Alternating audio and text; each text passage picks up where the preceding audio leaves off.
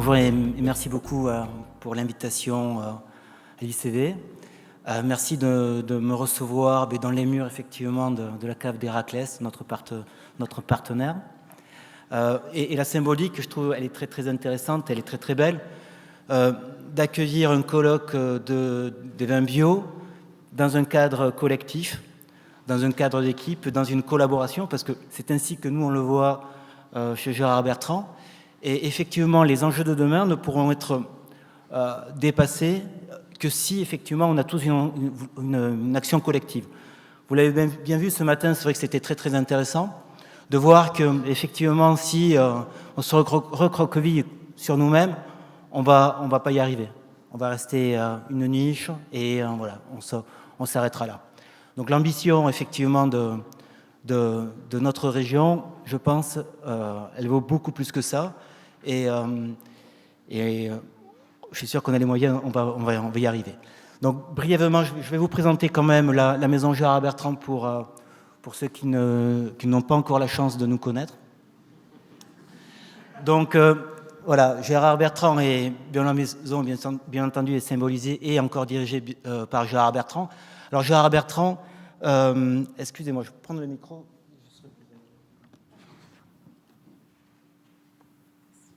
Merci beaucoup.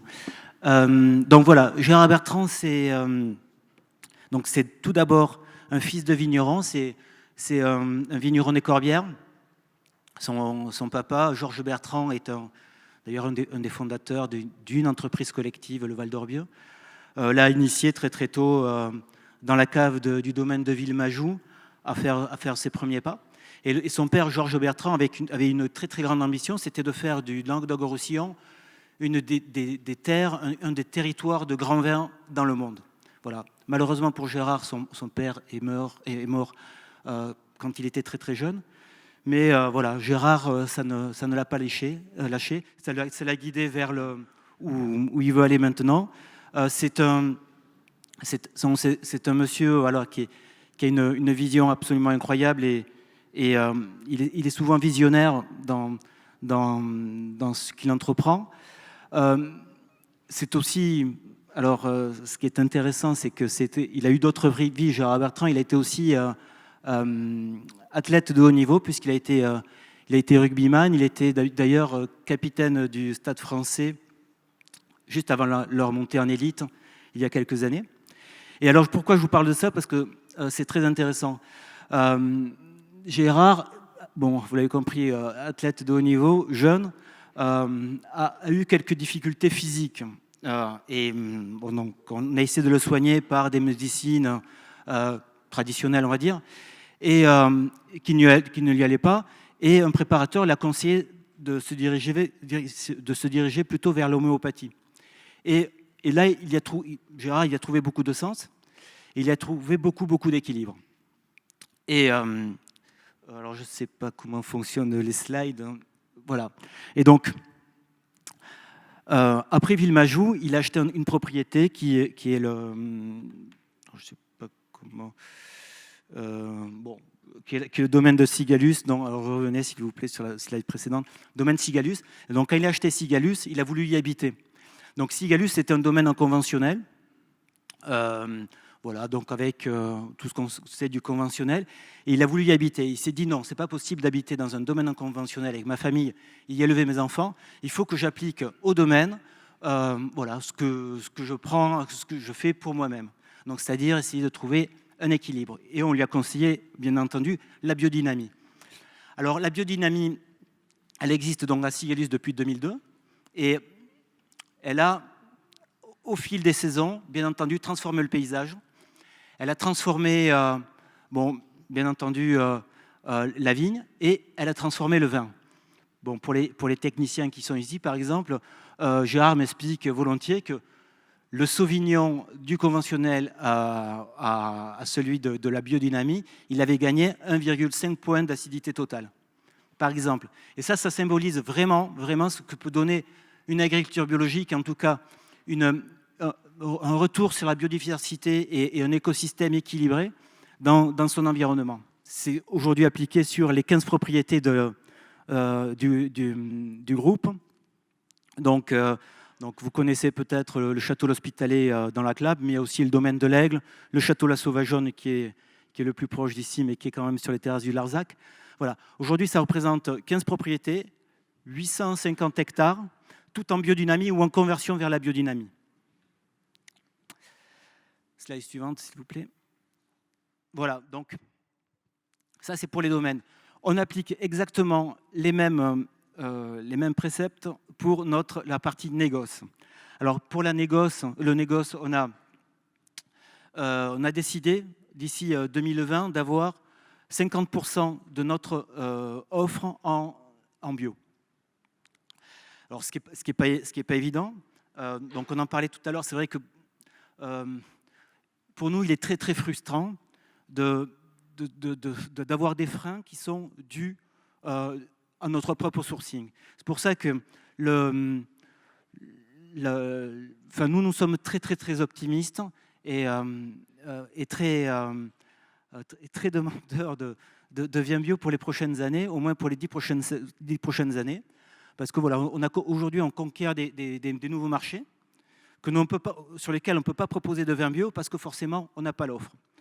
Donc ça c'est intéressant. Vous voyez, on parlait de label tout à l'heure. Donc bien entendu le label AB donc qui existe.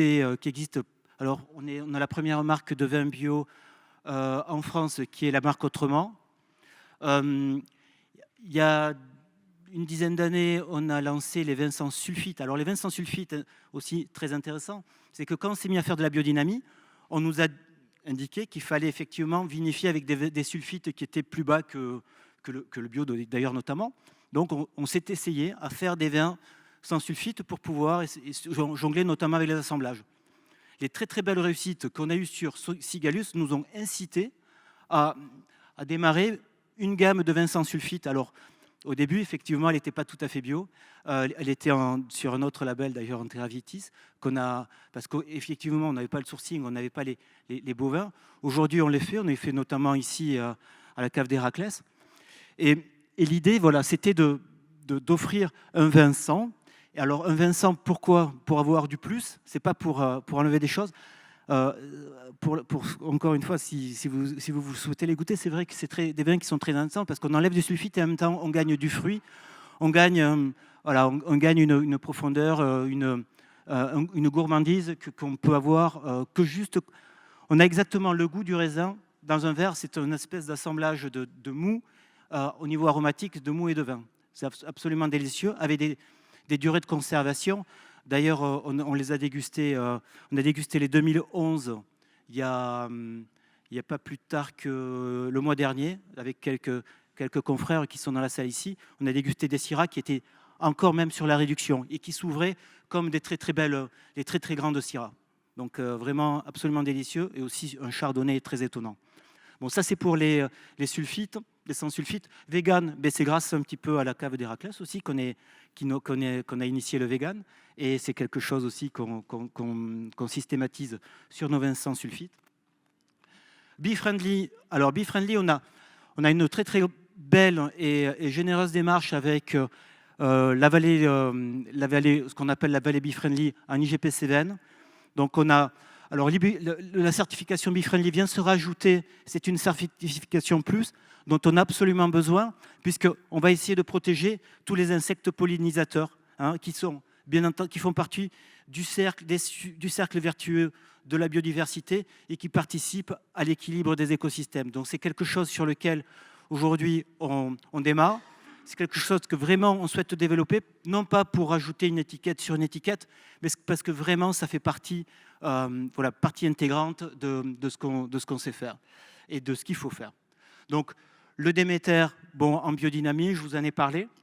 Par contre, le cap, tout à l'heure on parlait de conversion, très intéressant. Alors la conversion, c'est une très très belle action collective qui a été menée cette dernière année, notamment grâce à l'appui de Sud-Vin Bio, grâce à l'appui de confrères qui ont retroussé leurs manches et qui ont fait en sorte de démarrer cette conversion.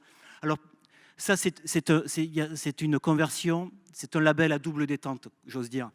Double détente, pourquoi ? Parce que c'est un label qui va nous permettre de convaincre des gens pour nous accompagner vers l'agriculture biologique dans notre démarche de sourcing. C'est aussi un moyen, on parlait de... Alors, c'est vrai que je ne suis pas trop dans la partie commerce, mais souvent je parle avec mes collègues qui me disent, ben voilà, on perd des places sur les étagères parce qu'on n'a plus de sourcing.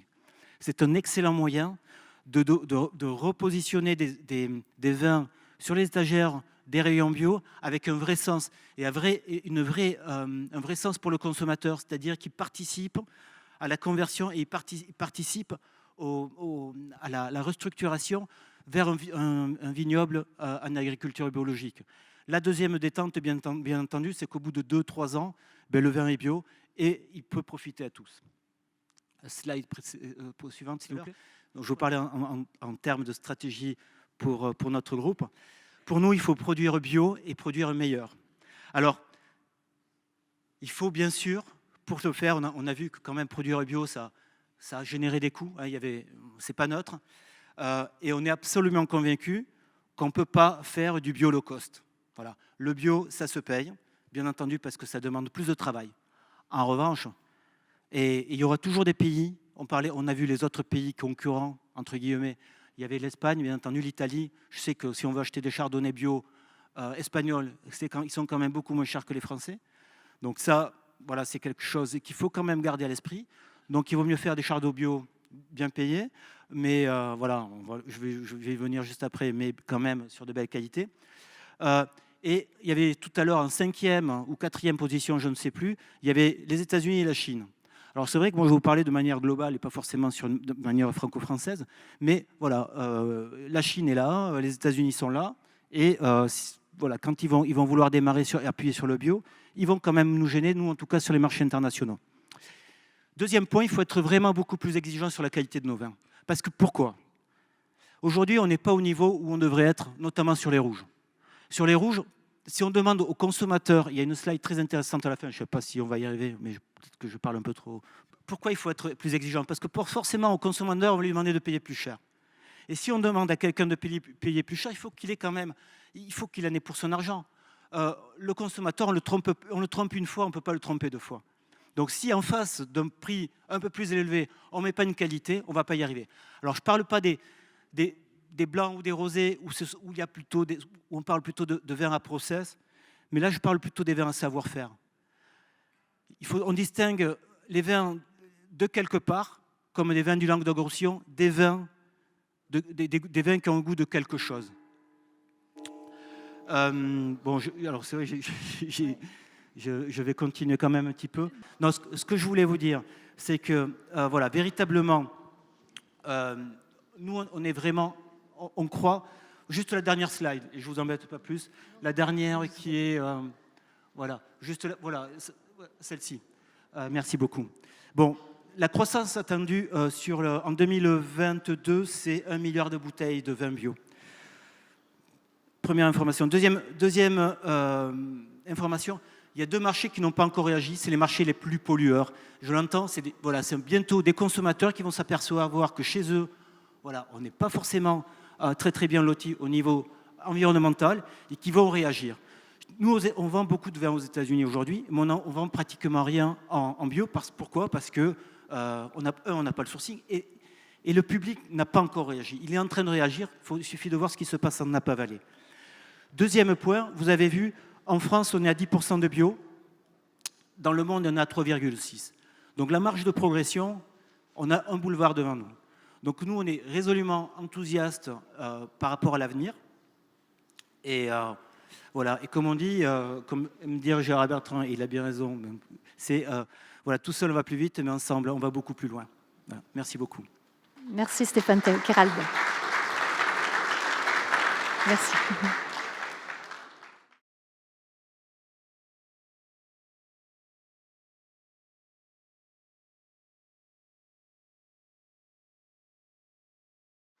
Donc, c'est le moment des questions. Oui, bonjour. Je voulais savoir pourquoi Gérard Bertrand, qui est un grand spécialiste et un pionnier des sans-sulfite, n'en fait pas sur ses propriétés. Alors je vais vous donner une information, une bonne information. À moins que ça soit nouveau. Alors, c'est pas nouveau, ça a 2 ans. on a le domaine de l'Estanière, qui est en cité de Carcassonne, qu'on a absolument dédié à 100% pour faire des vins bio, que ce soit en blanc, rosé et rouge. Ils seront sans sulfite. Sans sulfite, bien entendu, oui, qui sont bio et sans sulfite. Non, alors, non, parce qu'on veut donner une identité véritablement sur chacune de nos propriétés. Et on n'est pas, voilà, je ne sais pas forcément le but, c'est qu'on veut quand même créer de la diversité sur notre gamme. Et je trouve que c'est intéressant aussi de l'avoir spécifiquement. Cité de Carcassonne, en plus, on a des fraîcheurs qui sont intéressantes par rapport au sulfite. Voilà, tous les terroirs ne sont pas forcément très très adaptés. L'Estanière, on a trouvé notre bonheur. Alors, voilà. Pardon ? Disons que quand on a une belle acidité pour faire des vins blancs, on en profite pour faire des vins sans sulfite, par exemple. On s'adapte, bien entendu. Mais c'est vrai que là, on avait une propriété avec un joli terroir. Et voilà, on a résolument pris ce choix-là. Merci. Merci. Y a-t-il une autre question ? Avant de démarrer la dernière intervention de la matinée ? Non ? Bon, merci.